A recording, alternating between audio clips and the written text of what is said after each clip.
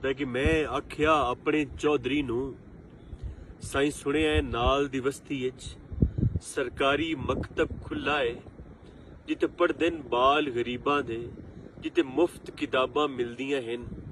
कोई फीस पढ़ाई दी नहीं लगदी।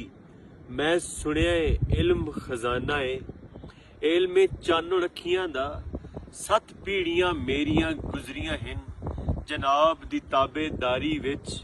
यो मंगना अजर गुलामी दा, सदियां दियां अन्नियां अखियां विच मैं इल्म दा सुरमा पावना है, मैं अपना पुत्र पढ़ावना है। अगों दड़िक के चौधरी आंदा है, वो कुछ सोच समझ के बोलिया कर, तेरा बाल सकूले जासी तां इन वेख के दोयां लोकां नूं रीसमसी बाल पढ़ावण दी जे रस्म पढ़ाई दी चल पई तां मेरे बख्त दा सूरज